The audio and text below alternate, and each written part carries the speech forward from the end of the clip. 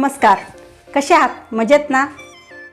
तर मी तुमचं स्वागत करते माझ्या यूट्यूब चॅनलमध्ये, त्याचं नाव आहे गोड तिखट. तर तुम्ही साबुदाण्याची खीर खाल्ली असेल, साबुदाण्याची खिचडी खाल्ली असेल आणि साबुदाण्याच्या कुरड्या पण खाल्ल्या असतील. तर आपण असाच साबुदाण्याचा एक प्रकार बनवणार आहोत. तो उपासाला आणि नाश्त्यालाही खाल्ला जातो, तो म्हणजे साबुदाण्याचा वडा. तर चला सुरू करूया.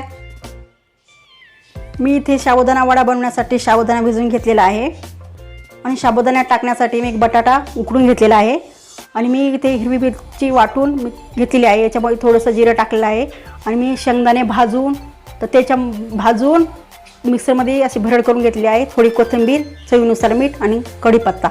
तर चला आपण वडा बनवण्यासाठी साबुदाण्यामध्ये बटाटा टाकून घेऊ. बटाटा तुम्हाला जेवढा लागेल तेवढाच घ्यायचा आहे.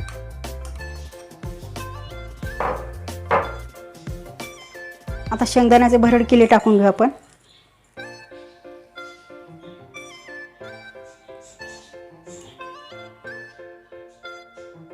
आणि आपण बारीक केलेली हिरवी मिरची आणि जिरे टाकलेली मिरची टाकून घेऊ. थोडीशी कोथिंबीर, अगदी 2-3 कढीपत्ते टाकायचे, जास्त नाही टाकायचं आपल्या याच्यामध्ये.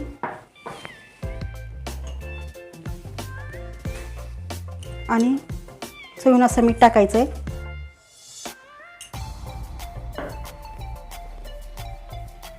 तर या मिश्रणाला आपण एकजीव करून घ्यायचं आहे. तर चमच्याने मिक्स होणार नाही, तर आपल्याला हाताचा वापर करायचा आहे. इथे हाताने असं मिक्स करून घ्यायचं आहे. पूर्ण असं एकजीव करून घ्यायचं आहे.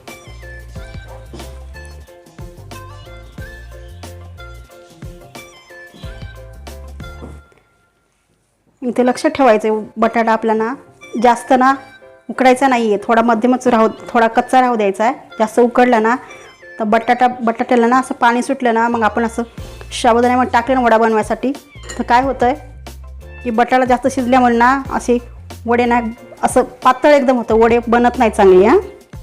हे कधी लक्षात ठेवा. असं चांगलं मिक्स करायचं आहे.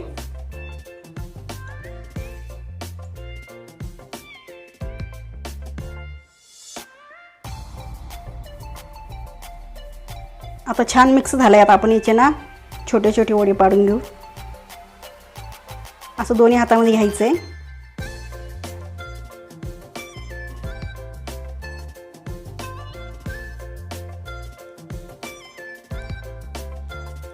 जर तुम्हाला तिखट जास्त लागत असतील ना इथे, तर इथं तुम्ही मिश्रणामध्ये जास्त तिखटाचा वापर करू शकता.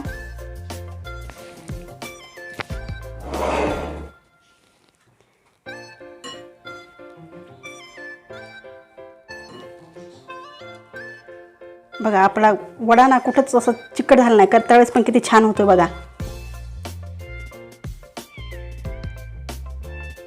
फक्त इथे साबुदाणा व्यवस्थित भिजवायचा आणि बटाटा जास्त उकडायचा नाही. एवढं लक्ष ठेवलं वडा मस्त एकदम छान होतो आपला.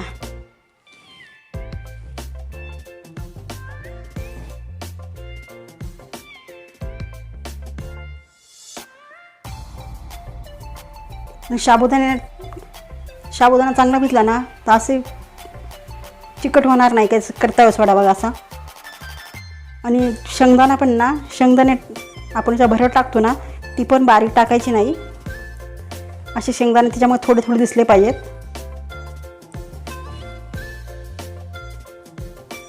तर अशा प्रकारे आपण सर्व वडे बनवून घेऊ. अशा प्रकारे मी वडे बनवून घेतलेत. आता आपण कढई गरम करून घेऊ. मी गॅस चालू करते.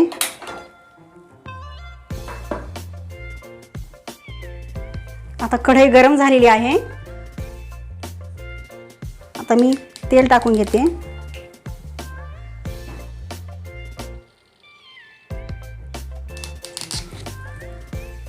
आणि गॅस फुल आचेवर ठेवायचा आपल्याला, कारण आपल्याला तेल गरम करायचं आहे.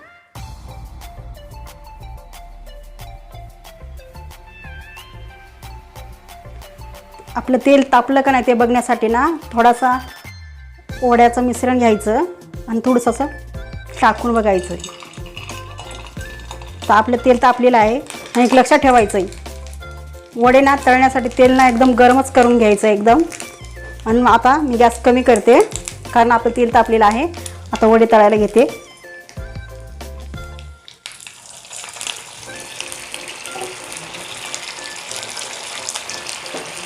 जास्त गर्दी नाही करायची. वडे टाकले नाही याच्यामध्ये, जास्त वडे टाकायचे नाहीत.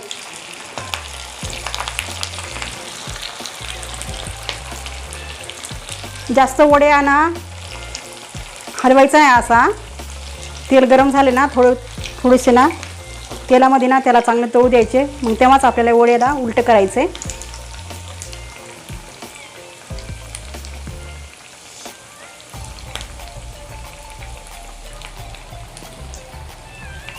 आता वडे आपले ना छान तेलामध्ये तळलेत. आपण आता या वड्याला ना उलटं करून घेऊ. इथं लक्षात ठेवायचं हां, इथं सावकाश ना वडे उलटे करायचे नाही. तेल गरम असते ना, आपल्या हातावर येण्याची भीती असते. तर घाई करायची नाही इथं.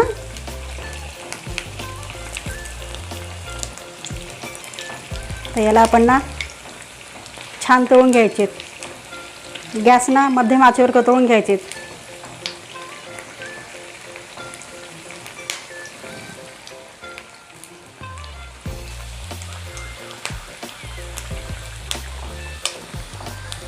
आता बघा आपले वडे छान तळलेले आहेत, एकदम लालसर झाले आहेत. तर याला आपण ना एका टिश्यू पेपरवर काढून घेऊ. वड्याला आपण जाळायचं नाही जास्त, फक्त त्याला लालसर होईपर्यंत ना तळायचे आपल्याला.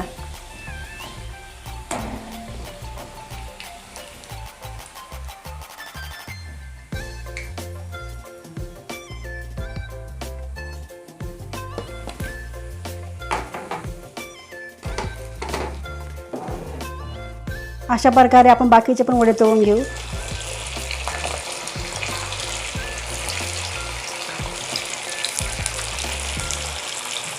आणि मंद आचेवर तळायचे तर लक्षात ठेवा.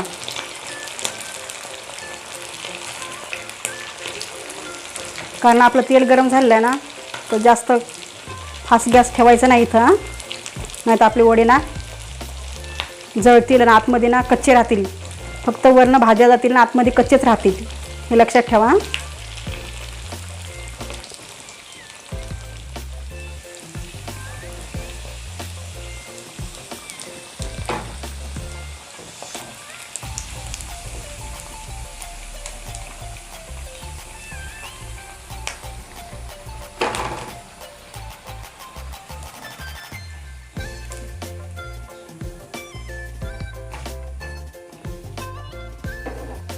आता राहिलेले वडे पण आपण तळून घेऊ.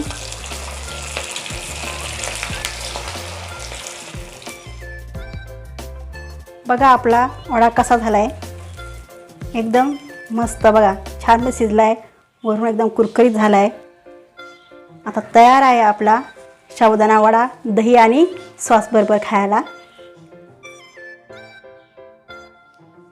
मी जसा साबुदाणा वडा बनवला आहे ना, तसं तुम्ही घरी नक्की करून बघा आणि कसा होतोय ते मला कमेंट बॉक्समध्ये नक्की सांगा.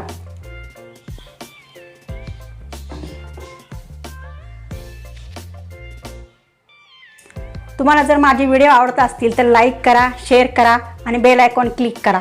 हां, आणि सर्वात महत्त्वाचं माझ्या चॅनलला सबस्क्राईब करा. धन्यवाद.